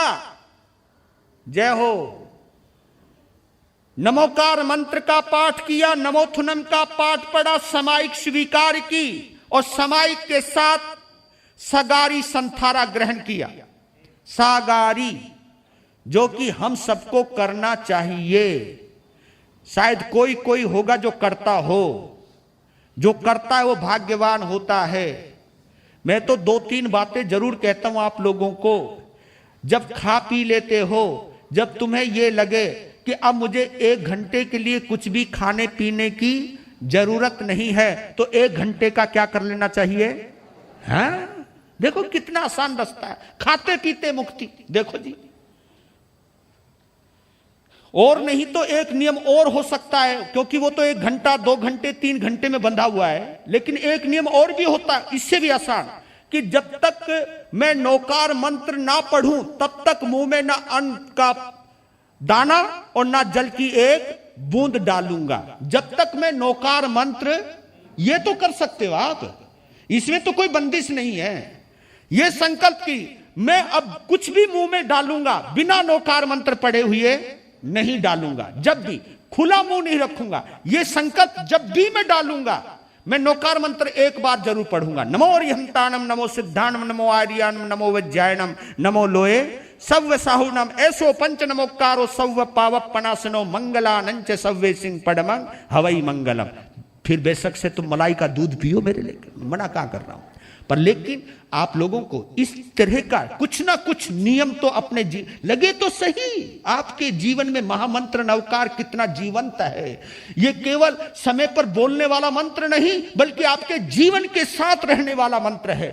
सोते पीते खाते पीते बोलते चलते आप अपनी जबान को जब भी हरकत में लाओ, पहले नौकार मंत्र का उच्चारण करो। आप कभी कुछ गलत कर नहीं पाओगे। और ऐसा किया ना, अगर कोई करने वाला मिलाकर के जहर भी अगर आपको दे दे, तो दावे के साथ कहता हूं वो जहर भी अमृत बन जाएगा। वो जहर भी आपका कुछ भी बिगाड़ नहीं पाएगा। कोई खाने में मिलाकर के कोई टोना टोटका करे, उसका भी कोई असर आपके ऊपर नहीं होएगा। लेकिन ये तब होता है जब मन के अंदर श्रद्धा हो, विश्वास हो, है ना।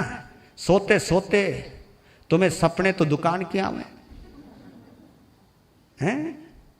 तुम्हारे सपनों में तो बहुत कम होता होगा जो महाराज आते होंगे नजर, या भगवान महावीर नजर आते होंगे, बहुत कम, या तो दुकान नजर आवे। क्योंकि मैंने तो एक बात सुनी है, बिल्ली को अगर कभी सपना आता है ना, तो चूहे का ही आता है। क्योंकि जिसकी जहां रुचि है सपने उसी का।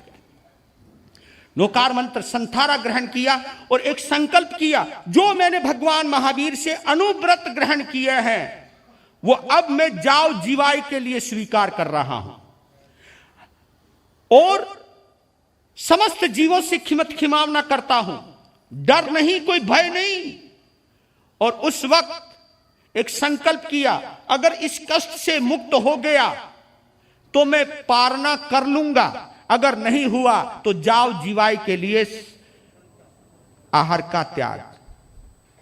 आहार का ही नहीं, आहार, शरीर, उपधि, पचखों, पाप 18। देखो क्या गजब की व्यवस्था दी है जिन शासन ने। आहार, शरीर, उपधि, पचखों, पाप 18, मरण पाऊं तो बोशिरे।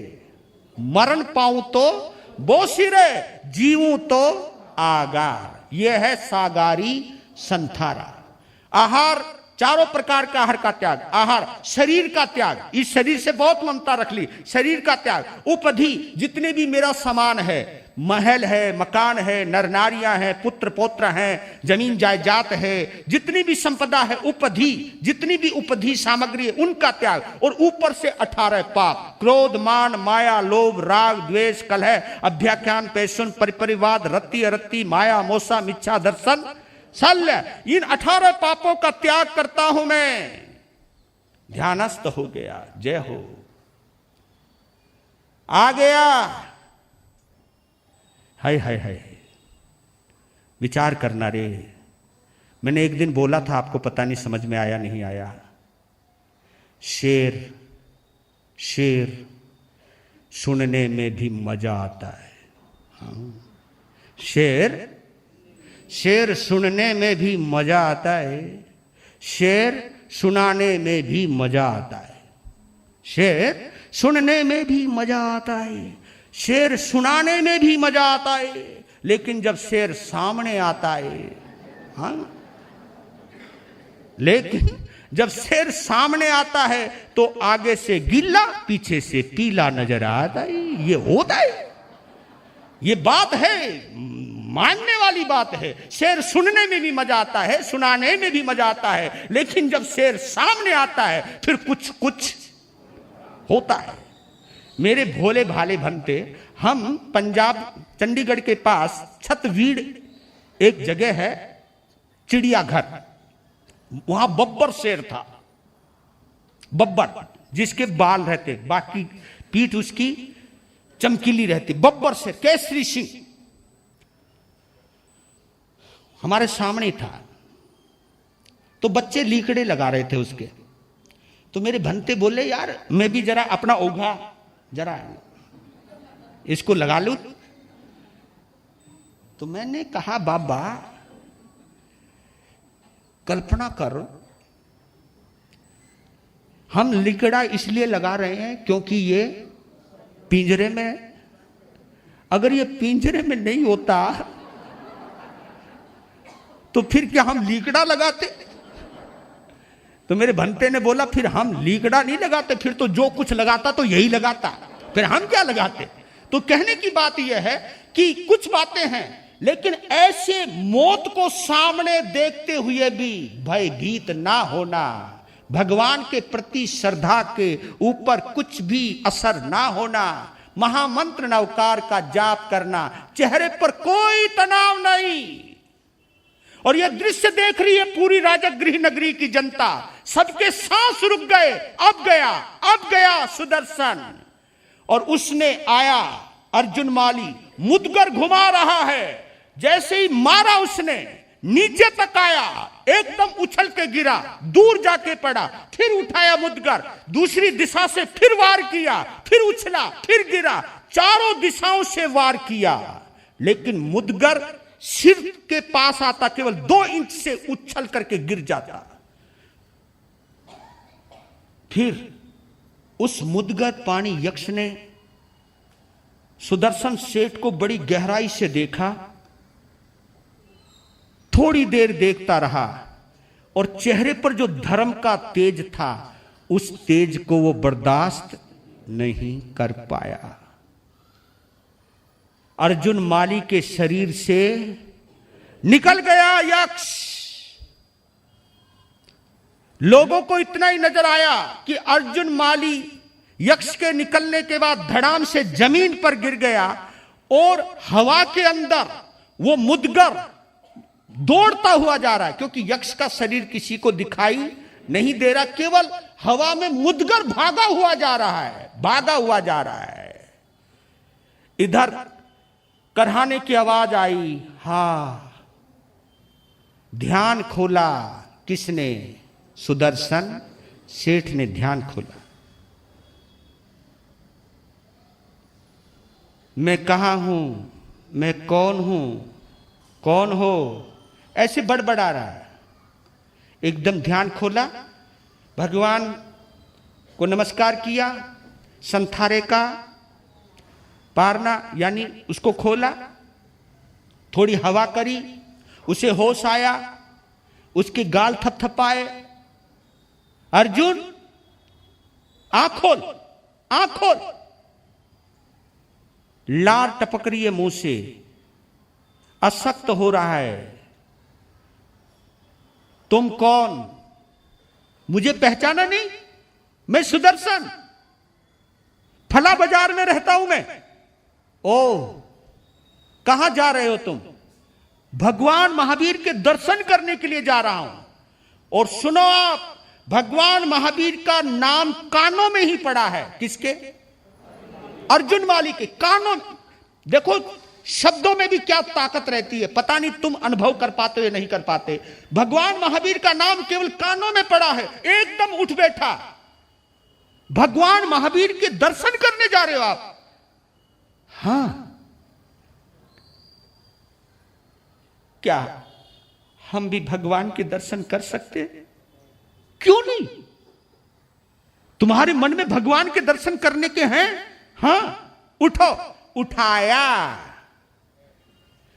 सहारा देकर चलाया, भगवान के समो शरण में पहुंचाया। और जैसे ही भगवान को देखा प्रत्यक्ष, क्या नजारा!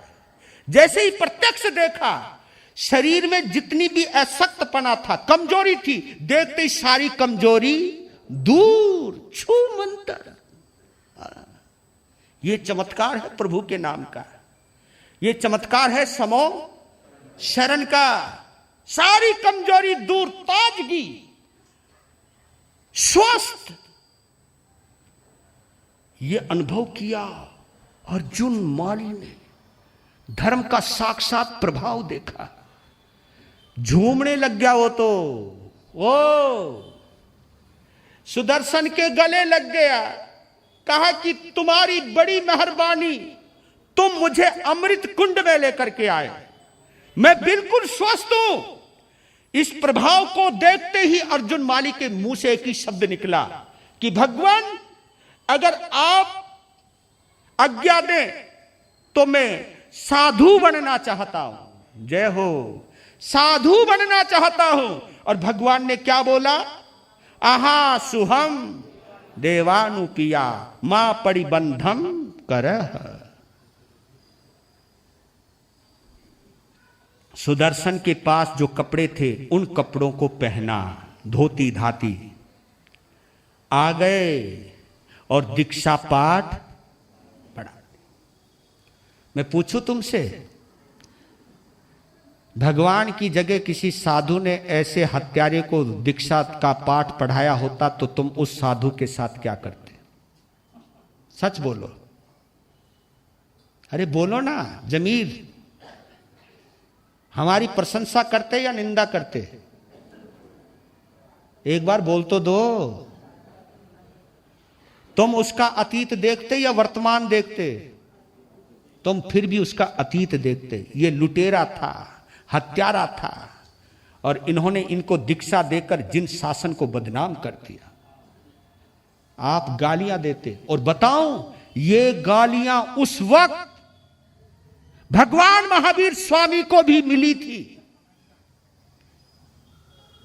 भगवान महावीर के इस निर्णय पर विद्रोह हुआ था राजगृह नगरी में, लेकिन भगवान ने विद्रोह की नहीं, क्योंकि उन्होंने दिमाग से नहीं सोचा, उन्होंने आत्मा से सोचा। यह सोचा कि यह तारनहार जीव है, जितने दिनों में इसने पाप किया है उतने दिनों में तो यह अपनी आत्मा का कल्याण कर जाएगा। वो जानते थे उसकी तितिक्षा को, जानते थे उसकी परीक्षा को, वो जानते थे उसके आत्मबल को। दीक्षा ली और एक संकल्प ले लिया कि गुरुदेव आज के बाद में बेले बेले पार ना करूंगा। दीक्षा हो गई और बेले के पारने में जब राजगृह नगरी में गए तो शास्त्र बोलता है उस अर्जुन अनगार के साथ क्या हुआ? क्या हुआ? लोगों ने उल्हाने दिए इशारे कर करके, इसने मेरी मां को मारा, इसने मेरे बेटे को मारा, इसने मेरे पति को मारा, इसने मेरे फला रिश्ते को मारा, इसने उसको मारा, इसने उसको मारा। तो लोगों ने इसके बदले में उनको पत्थर मारे, इसके बदले में उनको धिक्कारा, गालियां दी, धिक्कारा। और जो जो भी गालियां दे रहे थे, कोई ना कोई तो उनमें भगवान महावीर का भी तो भगत होगा ही। उनको तो कहीं आहार नहीं मिला, और मिला तो आगे चलकर यह भी हुआ कि कभी आहार मिलता तो पानी नहीं मिलता, और कभी पानी मिला तो आहार नहीं मिला। और देखिए, दीक्षा देने के बाद भगवान तो चले गए, लेकिन भगवान ने अर्जुन अंगार को कहा कि जहां कर्म तूने बांधे हैं वहीं कर्म तूने काटने। हिम्मत मत हारना, आत्मा पर दृष्टि रखना। जो यहां आनंद लिया है, इस आनंद को कभी भंग मत होने देना। और वो हुआ। और देखना, 6 महीने की साधना में और लास्ट में केवल 15 दिन का संथारा आया। कितने दिन का? 15 दिन का संथारा आया, और 15 दिनों में ही समस्त कर्मों को नष्ट करके केवल ज्ञान और निर्वाण को प्राप्त हुए और मुक्ति में। आप सोचो, 1141 जनों की हिंसा करने वाला भी मुक्ति के अंदर जा सकता है। उसका एक ही प्रमाण मिलता है कि उस हिंसा के अंदर अर्जुन माली का हाथ नहीं था। ये सब कुछ किसका था? यक्ष का था सारा। क्योंकि जब यक्ष के अधीन हो जाता है ना आदमी, तो वो अपने कंट्रोल में नहीं रहता, अपने विवेक में नहीं रहता, अपने काबू में नहीं रहता। फिर वो जो करता है वो करता है, जो वो सोचता है वही सोचता है, जो वो करता है वो करता है, जो अंदर वाला यक्ष करता है, करवाता है, वही करता है। इसलिए उसको हिंसा का दोष नहीं लगा। सरलता के साथ, सहनशीलता के साथ अपने अपमान को सहन किया, ऊपर से बेले बेले पार ना किया, और अपमान के साथ संभाव रखते हुए। और मैंने आपको कल बतलाया भी था कि 67 लाख दिनों की तपस्या करने का फल एक तरफ, जितने कर्मों की निर्जरा होती है, और केवल एक गाली को संभाव से सहन करने से उतने ही कर्मों की निर्जरा हो जाती है। तो कितने कर्मों की निर्जरा की होगी उस सहनशील महाबली अर्जुन अनगार ने। बोलिए अर्जुन अनगार की। उनकी सहनशीलता को प्रणाम कीजिए, उनकी सहनशीलता को नमन कीजिए, उनकी भक्ति को प्रणाम कीजिए, सलाम कीजिए। और हो गया है समय, अब विश्राम कीजिए।